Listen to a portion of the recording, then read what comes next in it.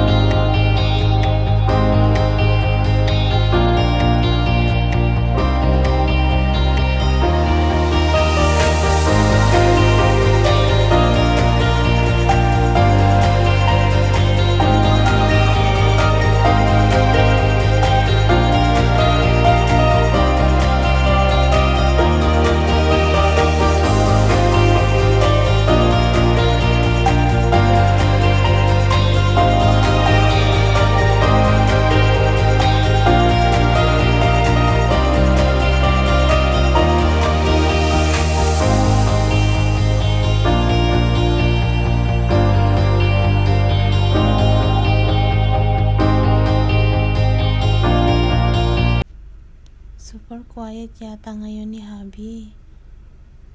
Hindi pala kwento ngayong araw. Kaya tahimik lang din ako. Pinapanood ko na lang ang magagandang tanawin sa paligid. Ang mga matataas na building. Magandang ulap. Kasi winter ngayon. This month is winter dito sa Kuwait. So maulap. Ayan oh. Ang ganda ng langit. Pati ang mga matataas na building.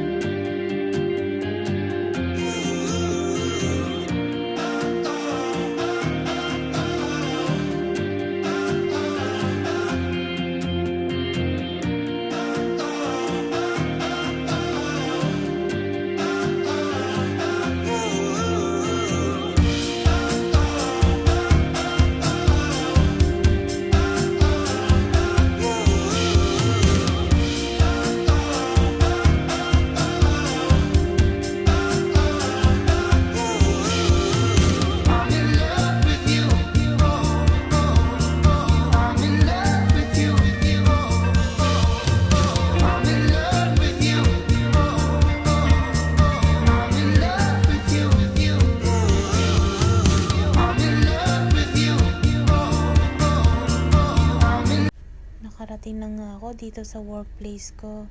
Ayun na siya. Nakalis na. Papasok naman sa trabaho.